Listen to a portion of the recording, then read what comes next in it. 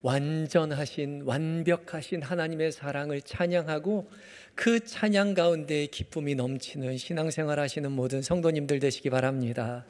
귀한 은혜의 찬양 감사합니다. 오늘 날씨가 많이 추운데 그래서 어제 밤부터 다들 못 오시면 어쩌지 했는데 다들 오셨네요. 우리 옆 사람 향해서 인사하시기 바랍니다. 와주셔서 감사합니다. 은혜 많이 받으세요. 사실 너무 추울 것 같아서 어제 관리 집사님께서 밤 한 10시부터 여기가 영상 3도였다고 하더라고요. 그래서 밤 10시부터 여기 난방을 했고요. 그리고 다시 좀 꺼놨다가 새벽녘에 또 일어나서 새벽녘부터 이 난방을 시작을 했습니다. 춥진 않으시죠? 하나님의 은혜로 뜨거운 성령의 능력으로 우리가 불같이 타오를 줄 믿습니다. 이 시간 예배하는 모든 성도님들 하나님께서 약속하신 모든 것으로 채워주실 줄 믿습니다. 대림절 넷째 주일 어떻게 잘 지내고 계신가요? 우리가 주님을 기다리고 기대한다고 이야기했지요. 기억나십니까? 기대가 클수록 기다림이 더할 것이다 라고 했는데 어떻게 점점 기대가 커져가고 계신가요? 아니면 기대가 좀 사그러들고 계신가요? 아니면 이것저것도 아니고 그냥 들을 때는 그래 기쁘다 했는데 돌아서면 잊어버리고 마르셨나 모르겠습니다. 우리가 말씀을 들을 때는 들은 말씀 잘 기억해야겠다, 잊지 말고 단번에 순종하며 살겠다 그렇게 다짐하지만 그렇게 사는 사람은 아무도 없습니다. 예수님이 가르쳐 주셨을 때도 그 제자들이 자꾸 잊어버려서 예수님께 혼났잖아요. 그랬는데 부족한 종이 부족하게 말씀을 전하는데 어찌 그거 다 기억하고 살 수 있겠습니까? 좋은 말씀인 것 같긴 한데 돌아서면 잊어버리지요. 문턱에 나가서 잊어버리고 밥 먹다가 잊어버리고 저녁에 가서 남편에게 이야기해 주려고 했는데 잊어버렸고 내일 친구 만나서 얘기해 줘야 됐는데 만나면 잊어버리고 금방 잊어버리지요. 저도 그런 것 같습니다. 지난 주일 오후 찬양 예배를 마치고 제가 존경하고 존경하는 서정호 목사님 원로 목사, 공로 목사 이제 은퇴하시고 추대하는 예식이 있어서 갔다 왔습니다. 갔더니 예배는 다 끝나서 사진만 찍고 왔는데 말씀이 너무 좋다 그래서 저녁에 들어와서 말씀을 들었습니다. 말씀 전하시는 목사님이 얼마나 은혜롭게 말씀을 전하시는지 이 목사님 우리 교회 모셔서 꼭 같이 들어야겠다 그렇게 생각했는데 지금 생각해보면 그 말씀 무슨 말씀이었는지 기억이 하나도 안 나요. 참 은혜스러웠다, 너무 듣고 싶다, 꼭 초대해서 모셔서 함께 들어야지 그것만 기억나지 무슨 말씀하셨는지 기억이 하나도 안 나요. 참 우리 그래서 말씀 듣고 나면요 그냥 좋았다라고 둘 것이 아니라 잘 기록해 두셨으면 좋겠습니다. 잘 써두셔도 좋고요 성경책에 밑줄 그어 두셔도 좋을 것 같아요. 그것도 안 될 것 같으면 다들 스마트폰 가지고 계시니까 오늘 본문 말씀을 사진으로 찍어 두셔도 좋고요 조금 더 하실 수 있으면 그 찍은 사진 스마트폰에 배경화면으로 띄워 놓으세요. 그리고 일주일 동안 지나면서 이번 주에 나에게 들려주신 말씀 계속해서 되돌아보는 것이죠. 시편 23절 말씀에 그렇게 이야기하죠. 말씀을 주야로 어떻게 한다고요? 묵상하는도다. 묵상한다는 말은 말 그대로 작은 소리로 읊조린다라는 뜻을 가지고 있습니다. 조그만 소리로 계속 되뇌이는 것이 묵상입니다. 마치 소가 되새김질을 하듯이 다시 말씀을 자꾸 꺼내어서 되새김질하는 것이 묵상입니다. 그렇게 말씀을 되새김질하고 묵상하다 보면 새롭게 깨달아지는 새로운 은혜가 있습니다. 그냥 오늘 말씀 좋았지가 아니라 그 좋은 말씀을 계속 되뇌이다 보면 새롭게 떠오르는 새로운 이야기가 들려지는 거죠. 그래서 하나님 나에게 이 말씀이 마음에 남도록 해주셨구나. 그때 비로소 하나님과 나와의 새로운 이야기가 시작되게 되는 것입니다. 그것이 바로 하나님과 나와의 친밀한 사귐이죠. 다른 누구도 아닌 나에게 들려주시는 하나님의 음성을 그때서야 비로소 듣게 되는 것이죠. 제가 말씀을 전한 이야기들은 함께 다 같이 듣는 것이지만 우리가 묵상하며 되뇌이며 새롭게 다가오는 하나님의 음성을 들을 때에는 어느 누구도 아닌 나에게만 말씀하시는 하나님의 음성을 듣게 된다는 것입니다. 그 음성 들으며 살아가시는 성도님들이 되셔야 합니다. 오늘 우리가 함께 묵상할 말씀 가운데에서도 성령 하나님 우리 각자에게 말씀하여 주실 것입니다. 믿고 의지하면서 말씀에 귀 기울이셔서 그 말씀 붙잡고 계속 묵상하시고 되뇌이셔서 나에게 들려주시는 하나님의 음성을 듣게 되시는 모든 성도님들 되시기 바랍니다. 오늘 본문 말씀은 예수님께서 요셉의 꿈에 나타나서 말씀을 나누어 주시는 이야기이죠. 혼인을 약속한 마리아가 성령으로 잉태되었다는 사실을 알려주십니다. 아직 마리아와 동거도 하지 않았는데 마리아가 잉태되었다는 사실을 요셉이 알게 되죠. 어찌 동거하지 않았는데 아이를 가질 수 있겠습니까? 요셉뿐만 아니라 세상에 많은 사람들이 지금에도 그런 이야기를 합니다. 사람들은 언제나 의심하지만 세상을 창조하신 하나님께서요, 홍해를 가르신 하나님께서요, 만나와 메추라기로 이스라엘 백성들을 먹이신 하나님께서요, 마른 땅에 물을 내리시는 하나님께서요, 어찌 불가능한 일이 있으시겠습니까? 오히려 불가능한 일이 있다라면 그것 하나님이 아니신 거죠. 동정녀의 몸에서 예수님이 탄생하신다는 사실은 우리가 이해할 수 없으나 이해할 수 없기에 하나님이 하시는 일이신 거죠. 우리가 이해하지 못한다고 잘못되었다고 선언하는 것 그 자체가 잘못되었다는 것이죠. 하나님을 하나님으로 인정하지 못하는 것입니다. 하나님은 그 사실을 우리에게 지금 말해 주시고 계세요. 하나님은 우리에게 설득하거나 이해시키려고 말씀하시는 것이 아니라 그저 선포하십니다. 알려주고 계세요. 내가 한 일은 이러이러한 일이다 라고 말씀하고 계시는 거죠. 그저 하나님의 구원 방식을 우리에게 선포하고 계시는 것입니다. 우리는 하나님이 선포하신 그 일을 듣고 인정하고 믿고 신뢰하며 따라갈 때에 비로소 하나님의 하시는 일을 우리가 목도하게 되는 것이죠. 경험하게 하는 겁니다. 그래서 세상 그 누구도 아닌 나에게 역사하시는 하나님, 그 세상을 창조하신 하나님이 나의 삶 가운데 찾아오셨다라고 우리의 입술로 고백하게 되는 것이죠. 그것을 인정하고 받아들일 때 우리를 통해 일하시는 하나님의 능력을 누가요? 우리가 보게 된다는 것이죠. 요셉도 지금 그것을 보게 되었습니다. 하나님은 요셉에게 무엇을 선포하시고 무엇을 말씀하고 계시는 걸까요? 오늘 말씀을 함께 묵상하면서 함께 은혜를 나눠보려고 합니다. 무엇보다 첫 번째요, 하나님이 요셉에게 하시는 말씀은 이 구원의 모든 역사를 하나님께서 스스로 주도해 가신다는 것을 말씀해 주고 계십니다. 하나님의 구원의 역사를 하나님 자신이 이끌어가고 계신다는 겁니다. 사랑하는 성도 여러분, 구원을 하나님께서 주도적으로 이끌어 가신다는 사실을 믿으시기 바랍니다. 구원의 이야기는요, 요셉이 이끌어가는 것도 아니고 마리아가 이끌어가는 것도 아니고요, 오직 하나님께서 이끌어 가십니다. 오히려 마리아와 요셉은 혼란스러워하는 상황 속에 있었다라고 오늘 본문이 이야기하고 있잖아요. 지금 요셉은 약혼한 마리아가 아직 동거하기도 전인데 임신한 사실을 알게 되고 혼란스러워하고 있죠.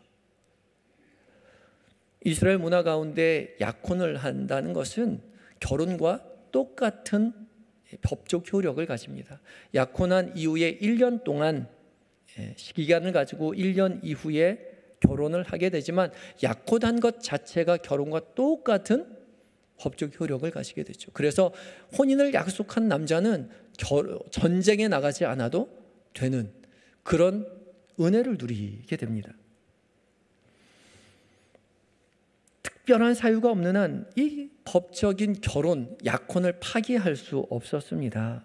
그런데 지금 약혼한 마리아가 아직 동거하기도 전인데 아이를 임신했다는 사실을 깨닫게 되는 것이죠. 이때 19절에 보면 요셉은 의로운 사람이어서 가만히 끊고자 하였다라고 이야기합니다. 의로운 사람이었다면 빨리 신고해서 마리아가 처벌받게 하는 것이 상례일 것 같은데 요셉은 가만히 끊고자 하였습니다. 조용히 문제를 해결하려고 했죠. 왜 그랬을까요? 이어지는 20절 말씀을 보면 이해할 수 있습니다. 20절 말씀에 이 일을 생각할 때에 주의 사자가 현몽하여 이르되 다윗의 자손 요셉아 내 아내 마리아 데려오기를 무서워하지 말라. 그에게 잉태된 자는 성령으로 된 것이라. 아멘. 이 일을 생각할 때에 이 일이 오늘 성경에는 한글 성경에는 단수로 되어 있지만 헬라어 성경에는 복수로 되어 있습니다. 그러니까 이 일들을 생각할 때에 이죠. 많은 생각을 가지고 있었어요. 신고해야 했지만 사랑했기 때문에 가만히 끊고자 했고요. 또 마리아를 데리고 올까 하는 마음도 있었지만 두려운 마음이 앞섰습니다. 요셉은 마리아가 임신한 사실을 알아차렸잖아요. 요셉도 알아차렸는데 다른 사람이라고 알아차리지 못하리라는 법이 없지요. 자기 아이도 아닌데 마리아를 데리고 왔다가 구설수에 오르기라도 하면 집안 망신인데 어떻게 될까 두려웠을 것입니다. 그런데 이때 마침 주의 사자가 현몽 꿈에 나타났습니다. 오늘 성경에 한글 성경에는 나와 있지 않지만 이 헬라어 성경에는 이 일을 생각할 때의 다음에 주의 사자가 현명하여 그 사이에 이두 보라라는 단어가 삽입되어 있습니다. 그러니까 이 일 생각하고 있는 데에 바로 그때에 하나님께서 개입하시는 것이죠. 주의를 환기시키는 감탄사입니다. 보라 바로 그때에 주의 사자가 꿈에 나타나서 이야기합니다. 다윗의 자손 요셉아 내 아내 마리아 데려오기를 무서워하지 말아라.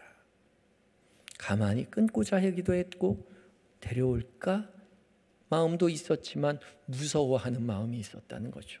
그 무서워하는 마음 갖지 말아라, 무서워하지 말아라 라고 이야기합니다. 이 무섭다라는 헬라어는 두려워하다라는 기본적인 의미를 가지고 있는 단어입니다. 두려웠습니다. 왜요? 이 모든 일들이 갑작스러웠기 때문이죠. 기대한 일이 아니었습니다. 요셉은 평소 메시아를 기다린다거나 이런 일들을 기대하거나 한 적이 없었습니다. 마리아도 마찬가지였겠죠. 그런데 하나님이 먼저 찾아오셔서 이렇게 갑작스러운 일을 드러내놓고 이야기하죠. 성령으로 말미암아 잉태하였다고요. 그러니 이 일로 두려워하지 말라고 요셉의 꿈에 나타나서 일방적으로 알려주십니다. 선포하고 계시는 것이죠. 통보하십니다. 너는 그것을 걱정하지 말고 두려워하지 말고 받아들여라. 마리아를 데리고 와라. 그 이름을 예수라 하라 라고 이야기하고 계십니다. 이처럼 우리가 알고 있는 이 구원의 이야기, 예수 그리스도의 탄생의 이야기는 하나님께서 직접 주도하시고 이끌어 가시는 이야기라는 거죠. 세상의 모든 다른 종교는 사람이 신을 향해 찾아가는 종교입니다. 인간이 주도하고 있어요. 인간이 스스로 열심히 공부를 해서요. 인간이 스스로 열심히 깨달음을 통해서요. 인간이 열심히 고행을 통해서요. 선한 일을 많이 행해서요. 신에게 가까이 가려고 하죠. 인간이 주도합니다. 그러나 우리가 믿는 예수 그리스도는 그렇지 않습니다. 하나님의 방식은 하나님께서 주도하시고 우리를 따라오라라고 이야기하시죠. 하나님께서 갑자기 찾아오셔서 우리를 구원으로 이끌어 가세요. 세상에 이런 종교는 없습니다. 아무도 우리 중에서 주님을 따라 나서겠다고 먼저 생각한 사람 없다는 것이죠. 하나님께서 우리의 삶 가운데 먼저 찾아오셔서 우리에게 교회 갈 마음을 주시고 예수 믿을 마음을 주시고 구원의 이야기들로 찾아오셨다는 것이에요. 갑작스러운 어려움 속에서, 갑작스러운 당황스러운 일들 속에서 예수를 믿기로 작정하였지만 그 모든 것이 성령으로 말미암았다, 하나님이 주도하고 계셨다라는 것을 주님 우리에게 말씀하고 계시는 것이죠. 빌립보서 1장 6절을 통해서 하나님은 우리에게 이렇게 확고하게 말씀하십니다. 너희 안에서 착한 일을 시작하신 이가 그리스도 예수의 날까지 이루실 줄을 우리가 확신하노라. 제가 참 좋아하는 말씀인데요, 착한 일을 누가 시작했다고요? 하나님이 시작했다고요. 하나님께서 너희 안에 착한 일을 시작하신 그 하나님께서 그리스도의 예수의 날까지 너희 안에서 이루실 것을 우리가, 바울이 확신한다라고 이야기하고 있습니다. 우리가 시작했더라면 금방 포기하고 말았을 겁니다. 금방 잊어버리고 말았을 거예요. 설교 시간에 끄떡이고 맞장구 치고 결심하지만 교회 문턱 나가면 다 잊고 마는 저처럼요. 하지만 구원의 이야기는 우리가 시작한 일이 아닙니다. 하나님이 시작하신 일이에요. 전지전능하신 하나님, 무한한 사랑으로 우리를 감싸시는 하나님께서 우리를 찾아오셔서 우리를 끝내 구원하시겠다고 약속하셨고 지금도 그 약속을 주도해서 이끌고 가신다는 사실을 기억하시기 바랍니다. 하나님이 먼저 시작하셨고 주도해 가시기에 우리의 구원은 결코 실패할 수가 없습니다. 반드시 성공할 것입니다. 이 사실을 굳게 믿고 의지하며 믿음의 길을 따라 나서시는 모든 한영의 성도님들 되시기 바랍니다. 하나님께서 구원의 이야기를 어떻게 끌고 가시는지 우리 계속 살펴보겠습니다. 21절 말씀입니다. 21절 말씀을 보겠습니다. 아들을 낳으리니 이름을 예수라 하라. 이는 그가 자기 백성을 자기의 죄에서 구원할 자이심이라 하니라. 아멘. 요셉에게 나타나 말씀하시죠. 아들을 낳을 것인데 그 이름을 뭐라고 하라고요? 예수라 하라. 예. 이름까지 주어주십니다. 예수라는 이름은 여호수아라는 히브리어를 헬라어로 음역한 말입니다. 여호수아, 우리 참 익숙한 사람이지요. 모세의 후계자였던, 이스라엘 백성들을 이끌고 가나안에 입성해서 가나안을 정복했던 그 이스라엘의 지도자 여호수아의 이름이 예수하고 똑같아요. 근데 이 여호수아의 이름의 뜻은 하나님은 구원이시다라는 뜻입니다. 하나님이 구원이시다라는 이 여호수아, 예수의 이름을 예수님께서 요셉에게 성령으로 잉태한 그 아들에게 이름을 예수라 하라고 이야기하는 것이죠. 정말 좋은 이름이지 않습니까? 그런데 사실 그 당시에요, 예수라는 이름은 너무나도 흔한 이름이었습니다. 그래서 오히려 아무도 더 이상 특별하게 생각하지 않는 이름이었어요. 너무나도 많이 불려왔기에 더 이상 그 이름에 아무도 특별한 의미를 부여해 주지 않았습니다. 그래서 학자들이 예수라는 사람이 실제로 이 땅 가운데 존재했었나 역사적으로 탐구할 때에 예수라는 사람이 이스라엘에 살고 있었느냐를 찾아보려고 했는데 예수라는 이름이 너무 많은 거예요. 그래서 그렇게 특정해서는 실제로 우리의 구원자 예수님이 이 땅 가운데 있었는지를 이름으로는 확인할 수 없다, 그렇게 말합니다. 그러니까 너무나도 그 흔한 이름, 그 흔하디 흔한 이름을 다시 불러보라고 하나님이 요셉에게 이야기하는 거죠. 왜요? 왜냐하면 잊혀진 그 이름 속에 여전히 하나님의 구원이 약속되어 있기 때문에 그렇습니다. 이스라엘은 다 잊고 살았을지 몰라도 하나님은 결코 잊지 않으셨다는 거죠. 이사야서 49장 15절을 통해서 하나님이 이렇게 말씀하십니다. 여인이 어찌 그 젖먹은 자들을 자식을 잊겠으며 자기 태에서 난 아들을 긍휼히 여기지 않겠느냐. 그들은 혹시 잊을지라도 나는 너를 잊지 아니할 것이라. 내가 너를 내 손바닥에 새겼고 너의 성벽이 항상 내 앞에 있나니. 아멘. 여인이요, 어찌 그 젖먹은 자식을, 젖먹인 그 자식을 잊을 수 있겠느냐는 거예요. 잊을 수 있습니까? 잊을 수 없어요. 어떻게 자기 태에서 난 아들을 사랑으로 긍휼하게 여기지 않겠습니까? 그럴 수 없다는 것이죠. 그처럼 하나님께서도 우리를 잊지 않으시겠다고 약속하고 계십니다. 여인이 아이를 낳은 것처럼요, 하나님께서도 인생을, 자신의 호흡을 우리에게 불어넣어 살아있는 생명이 되게 하셨다라고 창세기 말씀하고 계시죠. 우리의 생명이 누구로부터 나왔다고요? 하나님으로부터 나왔습니다. 그래서 여인이 자식을 잊지 않는 것처럼 자신의 생명으로부터 창조된 이 인생들을, 사람들을, 인간들을 하나님 결코 잊지 않으시겠다 말씀하고 계십니다. 그리고 또 주님 손바닥에 우리의 이름을 새겨놓았다 말씀하고 계세요. 이 신학자 오스왈트에 의하면 당시 문화 속에서요, 주인은 종이나 노예들의 손바닥에 주인의 이름을 새겨놓기도 했다고 합니다. 왜요? 잊어버리면 그 주인이 누구인지 종의 손바닥을 보면 알게 될 테니까요. 그런데 하나님 뭐라고 말씀하시죠? 우리의 손바닥에 주님의 이름을 새긴 것이 아니라 하나님의 손바닥에 우리의 이름을 새겨놓았다고요. 잊지 않도록 새겨놓고 시시때때로 쳐다보고 기억하며 구원을 준비해 왔노라고 주님 우리에게 말씀하고 계시는 거죠.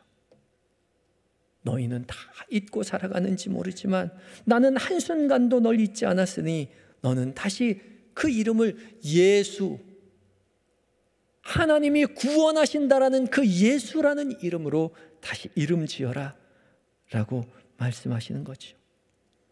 너무나도 흔한 이름이고 너무나도 많이 불러와서 더 이상 특별한 의미를 갖지 않는, 잊혀져 버린 그 이름 다시 기억해서 되뇌어서 이름으로 불러달라고 얘기하세요. 예수라는 이름을 우리도 정말 많이 듣고 있지 않습니까? 예수, 예수, 교회 오면 예수, 예수, 예수뿐이네.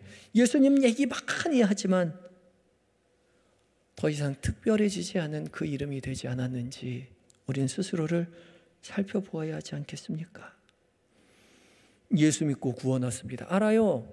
다 알아요. 예수님 소중한지 알아요. 그런데 아무도 소중하게 그 이름을 부르지 않죠. 아무리 그 이름 불러보아도 아무런 감흥도 없고 감사도 없고 퇴색되어 버린 그 이름을 부르며 살아가고 있지는 않느냐 말입니다. 그런데 그 이름이 다시 우리를 구원할 유일한 이름으로 우리에게 불려져야 한다는 사실을 주님 우리에게 말씀하고 계시는 것이죠. 그 은혜가 우리에게 있어야 합니다. 하나님께서 여전히 손바닥에 우리의 이름을 새겨놓고 우리를 기억하시는 것처럼요, 우리도 주님 늘 기억하며 살아야 합니다. 특별한 그 이름, 예수의 이름 들을 때마다 감흥이, 은혜가, 감사가 넘쳐나야 한다는 것이죠. 제가 오늘 아침 새벽에 일어나서 샤워를 마치고 나서 저도 주님의 이름을 잊지 않을까 해서 예수라는 이름을 손바닥에 새겨보았습니다. 벌써 많이 지워졌어요. 지워지지 않는 펜으로 써놨는데 금세 또 지워졌어요. 우리는 금방 잊고 살아가겠지만 자주 우리 이 이름 부르며 이 이름 되뇌이며 감사하며 은혜 누리며 살아가시는 모든 한영의 성도들이 되시기 바랍니다. 두 번째로요, 주님은 우리에게 임마누엘의 주님으로 이 땅 가운데 오셨다라고 말씀하고 계십니다. 우리 주님은 어떤 주님이라고요? 임마누엘의 주님이시라고요. 23절 말씀입니다. 23절에 말씀하시기를 보라 처녀가 잉태하여 아들을 낳을 것이요 그의 이름은 임마누엘이라 하리라 하셨으니 이를 번역한즉 즉 하나님이 우리와 함께 계시다 함이라. 아멘. 이 말씀은 이사야서 7장 14절을 말씀을 인용한 말씀인데요. 처녀가 잉태하여 아들을 낳을 것이요 그 이름을 뭐라고 하라고요? 임마누엘이라 하리라. 근데 요셉에게 나타난 주의 사자가 이름을 낳을 것이요 그 이름을 뭐라고 하라 그랬어요? 예수라 하라고 그랬어요. 좀 이상하지 않습니까? 예수라 하라 그랬으면 예수로 하든지, 임마누엘이라 하리라 그랬으면 임마누엘이라고 부르라고 하든지 하지. 예수라고 이야기했다가 다시 또 임마누엘이라고 말씀하고 계세요. 왜 그러실까요? 그 해답은 임마누엘이라는 말의 뜻에 그 해답이 있습니다. 열쇠가 있습니다. 임마누엘의 뜻이 무엇입니까? 하나님이 우리와 함께 하신다는 거예요. 하나님이 우리와 함께 하시는 것이 예수 곧 하나님이 우리를 구원하시는 방식입니다. 하나님이 우리와 함께 하실 때 비로소 우리에게 구원이 있다는 거예요. 다른 누구도 아닌 다른 그 무엇도 아닌 하나님이 우리와 함께 하실 때 유일하게 우리에게 구원이 있을 수 있다라고 주님 말씀하시는 거죠. 그래서요, 임마누엘 우리와 함께 계시던 주님은 예수 곧 우리의 구원이 되시는 거예요. 그러니까 예수는 곧 임마누엘이고 임마누엘은 곧 예수이십니다. 우리의 구원은 임마누엘 하나님이 우리와 함께 하심을 통해서 이루어져 가고 계시는 것이죠. 이 모든 일을 누가 주도하신다고요? 하나님이 주도하신다고요. 하나님께서 우리를 지혜를 주셔서 우리에게 힘을 주셔서 우리에게 능력을 베푸셔서 우리가 구원에 이르도록 하는 것이 아니라 하나님이 뜻대로 때때로 항상 우리 곁에 머무셔서 우리를 구원으로 이끌어 가시는 것, 그것이 바로 주께서 우리를 구원하시는 방식이라는 것이죠. 우리는 멀리 계신 주님을 기다리고 있는 게 아니에요. 임마누엘, 늘 우리와 함께 하시는 주님을 기다리고 있는 것입니다. 하늘 멀리 위에 계시다가 우리가 힘들고 어려울 때, 우리가 울부짖을 때 잠깐 우리에게 내려왔다가 우리 문제 해결해 주시고 다시 하늘로 올라가시는 그런 하나님이 아니시라요. 우리 하나님은 언제나 우리와 항상 함께 하시는 하나님이시죠. 아일랜드의 소설가 사무엘 베켓은 1952년에 고도를 기다리며 라는 희곡을 썼습니다. 이 무대를 보면 무대에는 가녀린 나무 한 그루가 서 있고 두 명의 주인공 블라디미르와 에스트라공 두 사람이 고도라는 사람을 기다립니다. 너무나 오랫동안 기다려서 언제부터 기다렸는지 기억이 나지도 않고 언제까지 기다려야 하는지도 알 수 없지만 할 일 없이 이 두 사람은 오지 않는 고도를 기다립니다. 몇 번이고 포기하고 싶고 지칠 것 같지만 가려고 하지만 포기하지 못하고 이 둘은 계속해서 고도를 기다리죠. 고도를 기다리다가 연극은 그냥 끝납니다. 이 연극을 본 많은 사람들이 이 극을 통해서 고단한 현실 속에서 그저 무언가 올리라는 기대만 가지고 살아가는 현대인을 고발한 것이다.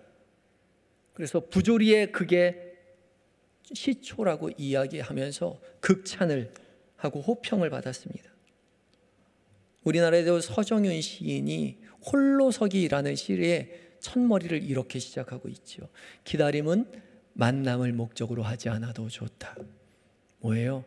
굳이 만나지 않아도 기다리는 것만으로 충분하다는 겁니다. 기다리는 그 가슴 떨림만으로 이미 충분하다는 거예요. 그렇습니까? 아니요, 그렇지 않습니다. 우리의 기다림은요, 기다리는 것 자체로 이루어진 것이 아닙니다. 이미 우리와 함께 계시는 주님을 기다리시는 거예요. 마태복음 마지막 장 마지막 절 이렇게 끝나고 있죠. 내가 너희에게 분부한 모든 것을 가르쳐 지키게 하라. 볼지어다 내가 세상 끝날까지 너희와 항상 함께 있으리라. 아멘입니다. 언제 함께 하신다고요? 항상요. 가끔 어려울 때마다, 가끔 한 번씩이 아니라 은혜 받을 때마다가 아니라 언제나 항상 함께 하신다고요. 항상 함께 하시는 주님이 우리 곁에 계시기에 우리에게 구원이 있음을 깨달으시는 모든 성도님들 되시기 바랍니다. 임마누엘의 하나님은 항상 함께 계시는 하나님이십니다. 우리와 항상 함께 계시기에 우리에게 여전히 소망이, 희망이 있는 것이죠. 그 임마누엘의 하나님을 늘 기억하시기는 모든 성도님들 되시기 바랍니다. 미숙한 신앙인은요 죄송합니다. 목이 많아요.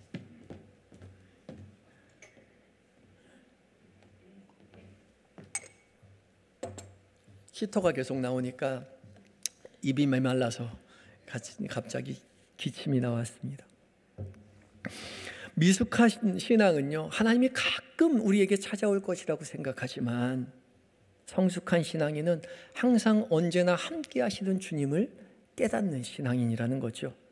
항상 함께 계시기에 우리의 어려움이 닥칠더라 하더라도, 우리가 알지 못하는 일이 우리에게 찾아온다 하더라도 늘 곁에 계시는 주님을 의지하고 믿고 그 어려움을 극복해 나갈 수 있다는 것이죠. 하나님은 우리와 함께 하십니다. 항상 함께 하십니다.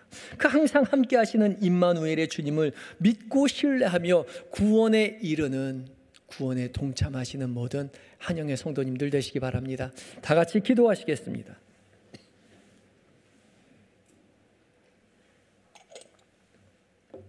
대림절 넷째 주일을 맞이하여 늘 함께 계셔서 우리를 구원하시겠다고 말씀하시는 주님, 우리로 함께 하시는 주님을 잊지 않도록 은혜를 베풀어 주시옵소서. 믿음이 연약한 우리는 인생의 풍랑이 일 때마다 두렵고 알지 못하는 일이 갑자기 찾아올 때마다 힘겨워 지칩니다. 주여, 우리의 연약함을 도와주시고 늘 함께 계셔서 구원으로 이끄시는 주님을 믿고 의지하게 하시고 딛고 일어서 주님의 승리를 경험하고 증거하는 참된 주의 백성으로 살아가게 하여 주시옵소서. 예수님의 이름으로 기도드립니다. 아멘.